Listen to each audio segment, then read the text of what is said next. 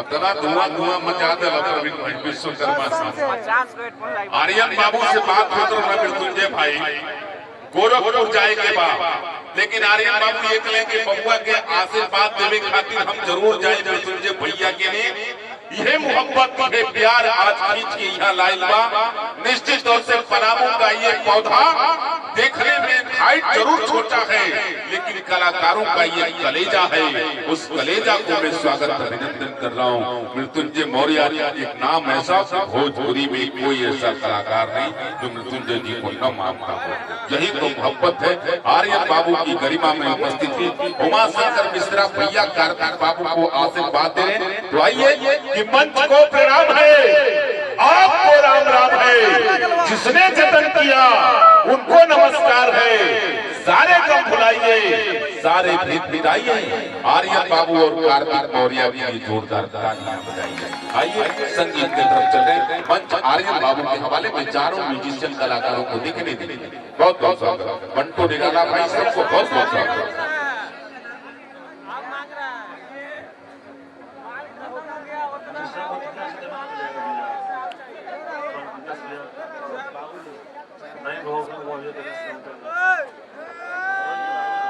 सबसे पहले तो आप सबके प्रणाम बाटे।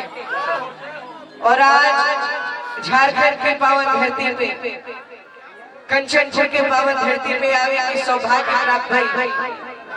बहुत ही खुशी के बात बाटे कि रउआ सबके धरती के लाल जिनकर आशीर्वाद हमरा मिलत रहल शुरू से। मृत्युंजय मौर्य भैया की बेटा कार्तिक बाबू के जन्मदिन के शुभ अवसर पर आज हम जा उपस्थित बनी। बहुत सारा बधाई बबुआ की नौवा दीर्घायु रही, भैया राजा के आशीर्वाद रहुआ पे बनल रहो, बाबा बैजनाथ जी के आशीर्वाद बनल रहो। और साथ ही साथ एक से बढ़कर एक कलाकार आप सबके बीच आदरणीय उमा शंकर मिश्रा चाचा जी गार्जियन जिनका आशीर्वाद मिलत रहेगा।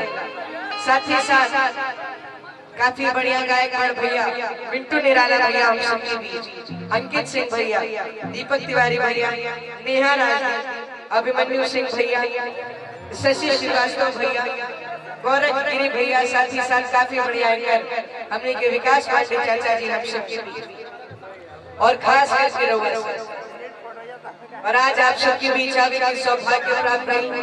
कहे कि कई बार से मृत्युंजय भैया बुलावत रहे, लेकिन सबे ऐसा बन ना पावत रहे कि हमने के आई जाए। एक बार भी ना बने, लेकिन गोरखपुर से हमने की चल जाएंगे कहे कि एक बार ना इतना जाता बढ़िया लगा। आप सबके आशीर्वाद से भोजपुरी में 50 से ऊपर फिल्म करनी, सैकड़ों एल्बम करनी, सैकड़ों स्टेशन।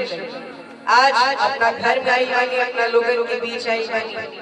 इन भी चाचा हम सबके बीच उपस्थित बानी। साथ ही साथ अजय चौधरी चाचा जिनका आशीर्वाद माँ म्यूजिशियन टीम और खास करके आप सभी जितना भी अभिभावक लोग बानी, आप सबके प्रणाम। हम चाहो लौ मेहता भैया जी से आदेश आई, अजीत भैया आप सबके गरिमा में उपस्थिति मंच तो कोई प्यारा बबुआ आप सबके भतीजा दावत हुआ सब आशीर्वाद दी। बहुत बहुत स्वागत। ज्यादा ना बोलो बाबू, सीधा सीधा शुरुआत की। आई माई की प्यारा वंदना से शुरुआत आई के समय तक काफी ज्यादा हो गई।